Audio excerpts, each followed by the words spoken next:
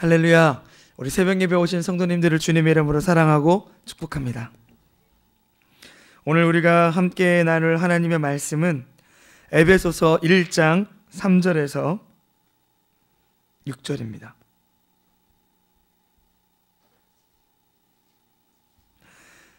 에베소서 1장 3절에서 6절. 우리 에베소서 1장 3절에서 6절 말씀을 한 목소리로 읽도록 하겠습니다. 찬송하리로다. 하나님 곧 우리 주 예수 그리스도의 아버지께서 그리스도 안에서 하늘에 속한 모든 신령한 복을 우리에게 주시되 곧 창세전에 그리스도 안에서 우리를 택하사 우리로 사랑 안에서 그 앞에 거룩하고 흠이 없게 하시려고 그 기쁘신 뜻대로 우리를 예정하사 예수 그리스도를 말미암아 자기의 아들들이 되게 하셨으니 이는 그가 사랑하시는 자 안에서 우리에게 거저 주시는 바 그 은혜의 영광을 찬송하게 하려는 것이라. 아멘. 오늘 저는 이 말씀을 가지고 우리를 택하시고 부르신 하나님이라는 제목으로 은혜를 나누기를 원합니다. 우리가 삶을 살아가다 보면 뜻하지 않은 어려움들을 만나게 될 때가 있습니다. 그 어려움들은 사실 대부분 나 자신에 관련되어 있는 일인 것 같습니다. 내가 하고 있는 일들이 잘 뜻대로 되지 않을 때, 나의 가족 가운데 크고 작은 문제와 아픔들이 찾아올 때, 또 남편은 아내로 인해, 또 아내는 남편으로 인해, 또 자녀로 인해 우리가 여러 가지 시험과 문제들을 만나게 될 때 우리는 참 마음 가운데 큰 낙심을 하게 됩니다. 여러분들 혹시 우리 성도님들 마음 가운데 어려움과 낙심이 찾아올 때 그 스트레스를 어떻게 푸시나요? 사람마다 조금 다를 수 있겠지만 어떤 분들은 힘들 때 맛있는 음식을 먹는 것 같기도 해요. 또 어떤 분들은 마음에 힘이 들고 어려울 때 마음을 터놓고 이야기할 수 있는 누군가 좋은 친구가 생각나기도 합니다. 저는 힘들 때 뭘 하나 생각을 해봤더니 먼저 자요. 일단은 그 생각에서 좀 벗어나는 게 필요한 것 같아요. 그리고 일단 자고요, 따뜻한 물에 목욕을 해요. 그러고 나면 잠시 잠깐 그 문제에서 좀 생각을 이렇게 떨쳐놓을 수 있는 것 같아요. 오늘 말씀에 우리가 살아가는 데 있어서 크고 작은 어려움들이 찾아올 때 우리가 그 문제를 이길 수 있는 한 가지 방법이 기록되어져 있는데요, 바로 그것은 하나님께서 우리를 어떻게 보고 계시는가를 아는 것입니다. 아멘. 하나님께서는요, 우리 한 사람 한 사람을 존귀하게 보시는 분이신 줄 믿습니다. 하나님이 나를 어떻게 보고 계시는지, 내가 하나님 앞에서 어떤 존재인지, 어떤 가치인지를 깨닫게 될 때 내 옆에 찾아오는 그 문제와 어려움들이 더 이상 크게 느껴지지 않게 되더라고요. 하나님께서 우리를 언제부터 기억하고 계셨을까요? 하나님께서 이 자리에 앉아있는 여러분 한 사람 한 사람을 언제부터 택하셨을까요? 오늘 말씀해 보니까 창세 전에라고 말씀하십니다. 3절에 찬송하리로다. 하나님 곧 우리 주 예수 그리스도의 아버지께서 그리스도 안에서 하늘에 속한 모든 신령한 복을 우리에게 주시되 창세전에 그리스도 안에 우리를 택하시고, 하나님께서 우리를 하나님의 자녀 삼아 주신 것이 창세전이라는 것입니다. 할렐루야. 아멘. 하나님께서는 우리 한 사람 한 사람을 향한 놀라운 계획을 가지고 계시는 줄 믿습니다. 하나님께서 나 윤희승을 언제부터 알고 계셨나? 나는 그냥 우연히 이 땅에 온 것 아닐까? 라고도 생각했는데 아니라는 거예요. 하나님께서는 1981년도 9월 20날에 저를 이 땅에 보내실 것을 이미 알고 계획하시고 예정해 놓으셨다라는 거예요. 근데 그 이유가 있어요. 하나님께서 우리를 이 땅에 보내신 이유가 있다고요. 4절 이후에 써 있어요. 그리스도 안에서 우리를 택하사, 그 이유가 뭐래요? 사랑 안에서 하나님 앞에 거룩하고 흠이 없게 하시려 한다는 거예요. 하나님께서 우리를 하나님의 자녀로 택한 이유는 하나님 앞에 거룩하고 흠이 없게 하기 위함이라는데, 우리가 사실 살아가는 데 있어서 거룩하고 흠이 없게 살아갈 수 있나요? 아무도 자신의 노력과 자신의 의로 우리가 거룩을 이룰 수는 없습니다. 우리의 거룩은 오직 예수 그리스도 한 분이신 줄 믿습니다. 우리의 의는 바로 예수 그리스도이신 줄 믿습니다. 죄인이요, 의롭게 되는 방법은 그 죄의 문제를 스스로 해결하는 것이 아니라 누군가가 그 죄값을 치러 주실 때에 비로소 그것이 가능하다라는 거예요. 구약시대 때 하나님의 거룩한 임재의 상징은 언약궤였습니다. 이 언약궤는 이스라엘 백성들이 애굽에서 나와 광야로 갈 때에 하나님께서 모세를 통해 만들라고 명령하신 거예요. 이렇게 이야기하셨어요. 내가 너에게 명령한 대로, 보여주는 대로 언약궤를 만들어라. 그러는데 이 언약궤의 재료가 좀 독특해요. 하나님의 임재의 상징인 언약궤라면 어떤 재료를 써서 그것을 만들까요? 일반적으로 생각할 때 가장 귀한 것, 가장 값진 것, 세상에서 흔치 않은 것을 가지고 그 언약궤를 만들 것 같잖아요. 그런데 하나님께서 이 언약궤를 만들라고 명령하신 재료가요, 시띠임 나무라는 나무입니다. 그런데 이 시띠임 나무는요, 우리가 아는 것처럼 이렇게 멋진 나무가 아니래요. 성경에 나오는 백향목은 아주 곧고 크고 튼튼하고 단단한 나무입니다. 그런데 이 시띠임 나무는 크고 곧고 단단한 것과는 좀 거리가 먼 나무예요. 이 나무는 어떤 나무냐? 아주 작아요. 크게 자라지 않아요. 아무리 높이 자라봤자 1m를 좀 넘어갈 뿐인가요? 이 시띠임 나무는 아카시아 나무라고도 한다고 합니다. 그래서 이 시띠임 나무는요, 뭔가 가구를 만드는 데는 적합하지가 않아요. 근데 하나님께서 이 시띠임 나무를 통해 하나님의 임재의 상징인 언약궤를 만들라고 이야기하시는 거예요. 그래서 이 시띠임 나무를 가지고 가구를 만들려고 하다 보니까, 언약궤를 만들려고 하다 보니까 어떻게 만들었냐면 이것을 조각조각을 해서 붙인 거예요. 그래서 이 시띠임 나무를 조각목이라고도 합니다. 그래서 이 언약궤는 조각목으로 만드는 거예요. 그렇게 아무도 주목하지 않고 땔감으로 쓸까 하는 그 나무를 가지고 하나님의 거룩한 임재의 상징인 언약궤를 짜요. 그리고 나서요, 그 위에 금을 씌웁니다. 하나님의 거룩한 임재의 상징인 언약궤가 그렇게 만들어지는 거예요. 사실 저와 여러분, 우리 한 사람 한 사람의 마음을 들여다볼 때 자랑할 것이 없어요. 뭔가 죄악투성이에요. 우리는 오늘 하루하루를 살아가는 것이 버겁고 힘들고 또 넘어지는 그런 죄인들이기 때문입니다. 그러나 예수님이 우리의 의가 되어주셔서 우리로 하여금 하나님의 그 놀라운 축복을 누리게 하시는 줄 믿습니다. 아멘. 예수님께서 나의 의가 되어주신다는 것은 이거예요. 내가 치러야 될 이 죄값을 그분이 십자가에서 친히 담당하셔서 나의 모든 죄를 사하여 주시고, 너는 거룩하다, 너는 흠이 없다, 너는 의로운 자다라고 말씀해 주시는 거예요. 이 말씀이 오늘 하루하루를 살아가는 우리에게 얼마나 큰 위로와 힘이 되는지 모르겠어요. 내가 나의 방법과 나의 노력과 나의 생각으로 뭔가 이 문제와 어려움을 이겨내려고 하는 그 어떤 것보다도 더 강력하게 나의 마음에 다시금 일어설 수 있는 힘이 되어주시는 것은 바로 하나님의 이 약속의 말씀인 줄 믿습니다. 그러한 죄악투성이인 나를 그분은 보혈로 씻어주시고 예수 그리스도로 옷을 입혀주시는 거예요. 여러분, 혹시 연애할 때요, 우리 자매님들 연애하실 때 이렇게, 오늘 날씨가 상당히 쌀쌀하더라고요. 추워요 이러잖아요.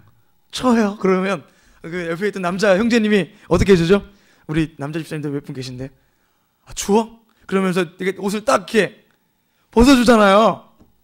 한 번도 그런 경험이 없으시군요. 네. 벗어준단 말이에요. 그러면 자매들이 그래요. 희승씨도 춥잖아요. 그러면 이러죠. 난 춥지 않아. 내 안에는 태양 발전소가 있기 때문에 난 춥지 않다고. 그러면서 이렇게 옷을 덮어주잖아요. 그런 것처럼 예수님께서 예수님의 그 거룩을 우리에게 덮어주신다고요. 옷 입혀주신다고요. 그래서 우리의 자랑은요, 오직 예수 그리스도 한 분이신 줄 믿습니다. 아멘. 그분이 나와 함께 하시고, 그분이 거룩으로 나를 옷 입혀주시고, 그분이 나와 함께 하신다는 것이 얼마나 큰 감격인지 몰라요. 베드로가 그렇게 호언장담합니다. 예수님, 다른 사람은 다 예수님 떠나도 나는 결단코 예수님 떠나지 않을 거예요. 나는 그 어떤 일이 있어도 예수님과 함께 있을 거예요. 그렇게 자기 자신에게 호언장담했던, 예수님 앞에서 큰 소리 쳤던 그 베드로는 예수님이 십자가 지시니까 어떻게 됐나요? 어린 종들 앞에서, 여자종, 계집종 앞에서 예수님을 부인하고 저주까지 하더라는 것입니다. 그런 예수님의 그런 베드로의 마음에는 큰 낙심이 있었을 거예요. 나는 내가 말하는 것도 지킬 수 없는 연약한 존재구나. 나에게는 아무런 소망이 없구나. 나는 이것밖에 안 되는구나. 끊임없이 자기 자신을 향한 그러한 원망의 마음, 실망의 마음, 그렇게 낙심 가운데 빠져있는 그런 베드로에게 예수님이 찾아오시잖아요. 그리고 나서 그 베드로를 회복시키시잖아요. 베드로야, 네가 나를 사랑하니? 말씀하시잖아요.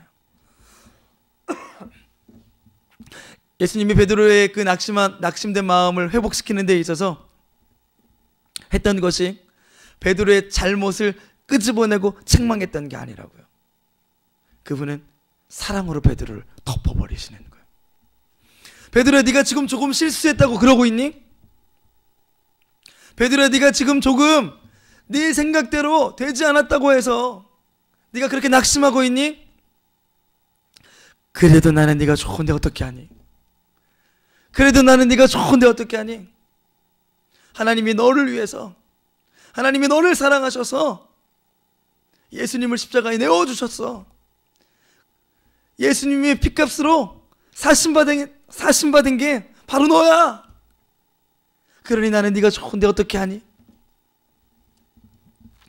그 우리를 향한 하나님의 그 사랑의 노래가 오늘 하루하루를 살아갈 수 있는 힘이 되어주시더라는 거예요. 5절 말씀 다시 한번 보겠습니다. 그 기쁘신 뜻대로 우리를 예정하사 예수 그리스도로 말미암아 자기의 아들들이 되게 하셨나니. 하나님이 예수 그리스도로 말미암아 하나님의 아들들이 되게 하셨다라는 거예요. 여러분, 아들은요, 아버지의 그 모든 것들을 유업으로 얻는 자들입니다. 특별히 이스라엘에서는 장자가 아버지의 모든 축복들을 물려받게 되어 있죠. 그렇죠? 거의 자녀가. 그래서 내가 아버지의 아들이다라는 것은 아버지가 누리고 있는, 아버지가 가지고 있는 그 모든 축복들을 우리가 누릴 수 있다라는 것을 의미합니다. 그래서 바울은요, 이렇게 하나님의 자녀된 우리를 이렇게 설명하고 있어요. 하나님이 우리를 양자 삼으셨대요. 양자 삼았다라는 것은 어떻게 들리시나요, 우리 성도님들? 사실 뭐 본처의 자녀가 아니기 때문에 우리의 그냥 생각으로는 별로 좋지 않은 거 아니야? 라고 생각이 들 수도 있잖아요.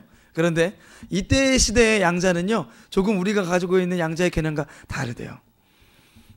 이제 이스라엘 온 세상을 로마가 좀 지배하고 있었던 그때에 약간 성적으로 좀 문란한 시대였다고 합니다.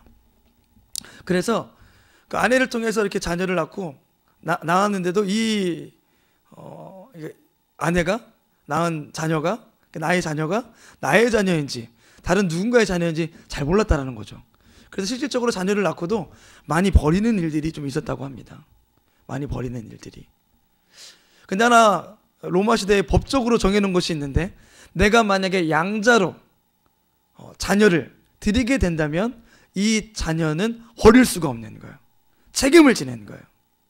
그래서 바울이 하나님이 택한 우리를 양자 삼으셨다라는 것은 어떤 의미가 담겨져 있냐면, 하나님께서 우리를 택하여 주시고 택한 우리를 절대 버리지 아니하신다라는 의미가 담겨져 있다고 합니다. 할렐루야. 오늘 그 하나님께서 예수 그리스도로 우리를 옷 입게 하시고 거룩하게 하시고 흠없게 하시며 하나님의 모든 축복과 은혜를 누릴 수 있는 아들이 되게 하신 줄 믿습니다. 아멘. 그 하나님을 바라보는 거예요. 세상 사람들은 여러 가지를 이야기할 것입니다. 우리가 더 많은 것들을 가지게 될 때, 이 문제가 해결되게 될 때, 자녀가 원하는 대학에 취직하게 될 때, 자녀가 좋은 배우자를 만나서 결혼하게 될 때, 그토록 우리가 바라던 행복과 기쁨과 즐거움이 그 안에 있을 거야 라고 이야기한다고요. 근데 오늘 성경은 이렇게 이야기하는 거예요. 그게 아니야. 행복은 예수 안에 있어 라고 말씀하고 계시는 줄 믿습니다. 아멘. 오늘 우리가 하루를 시작하기에 앞서서 이렇게 하나님의 전에 나와 함께 말씀을 나누며 기도하며 하루를 시작합니다. 오늘 이 하루의 시작을 하나님께 좀 드렸으면 좋겠어요. 나의 계획보다 하나님을 아는 것에 우리의 그 시작을 좀 드렸으면 좋겠어요. 하나님이 우리를 구원해 주신 그 구원의 기쁨과 감격에 우리가 다시 한번 빠져들었으면 좋겠어요. 말씀 속에서 하나님이 나를 어떻게 생각하시는지, 말씀 속에서 하나님이 나를 어떻게 바라보고 계시는지, 하나님의 나를 향한 그 놀라운 사랑을 우리가 읽고 발견하고 느낄 때, 오늘 우리 하루는 오늘을 우리는 승리할 수 있게 되는 줄 믿습니다. 여러분, 다 한 번 정도는 들어봤을 이야기인데, 제가 엊그저께 우리 교사 선생님들과 말씀을 나누다가 다시 한번 듣게 된 이야기가 있었습니다. 여러분들 혹시 네잎크로버의 뜻이 뭔지 아세요? 네잎크로버. 맞아요. 행운이에요. 딩동댕. 우리 권사님 끝나고 선물 드릴게요. 네. 네잎크로버의 말의 의미는요, 행운이래요. 그러면 세잎크로버의 뜻은 뭘까요? 맞아요. 행복이래요. 행복. 세잎크로버의 의미는요, 행복이라고 합니다. 그런데요, 우리는 이 세잎크로버보다 뭐 찾으려고 하죠? 네잎크로버 찾으려고 해요. 네잎크로버요. 근데 한번 생각해 보세요. 이 네잎크로버가 잘 찾아지나요? 안 찾아져요. 저도 어렸을 때 그 집 앞에 이렇게 풀밭이 있으면 거기에서 네잎크로버 찾으려고 엄청 노력했던 것 같아요. 네잎크로버를 찾기 위해서 반드시 해야 될 게 있어요. 뭐냐면, 네잎크로버를 찾으려면 세잎크로버가 있는 그 크로버 밭을, 쑥대밭을 만들어야 돼요. 막 다 휘젓고 막 있는 거 뽑아내고 막 여기저기 있고 막 그러다가 나는 못 찾았는데 옆에 있는 친구가 찾으면 화가 나고 막, 그렇죠? 행운을 찾으려다가, 행운을 쫓아가려다가 기분만 상해. 네잎크로버를 찾으려고 봤더니 주위가 완전 초토화된 거예요. 아까 세잎크로버의 의미가 뭐라고요? 행복이라고요. 사실 하나님께서 우리에게 주시려고 하는 건요, 행복이에요. 행복. 근데 그 행복을 바라보지 못하고 우리가 행운만 쫓아가다 보면요, 그 크로버 밭이 엉망이 될 때가 있대요. 우리에게 주신 것 안에서 먼저 기뻐하고 감사하며, 오늘 나에게 좀 버거운 일들이 있지만 그럼에도 불구하고 하나님께서 나를 향한 계획은 변함이 없구나. 그분이 나를 창세전에 택하여 주시고 나를 향한 놀라운 계획을 가지고 계실 거야. 베드로야, 나는 너를 향한 놀라운 계획을 가지고 있어. 그것은 너를 통해 많은 사람들을 구원하는 거야. 여러분, 한 사람 한 사람의 이름을 불러가며 우리 같이 가지 않을래? 그래, 일어서 보자. 다시 시작하자. 라고 말씀하시는 그 하나님이 우리와 함께 계시는 줄 믿습니다. 우리 기도하겠습니다. 하나님 감사합니다. 오늘 이 새벽에 주님께서 우리를 이 자리에 불러주시며 하나님의 말씀을 나누고 또 기도로 한 주를 시작하게 하시네 감사합니다. 하나님, 때로는 우리 앞에 힘들고 어려운 일들이 있지만 하나님, 우리가 문제에 시선을 드리는 것이 아니라 오직 하나님을 바라보며 그 문제를 이겨내는 우리 안세교회 성도님들 되게 하여 주시옵소서.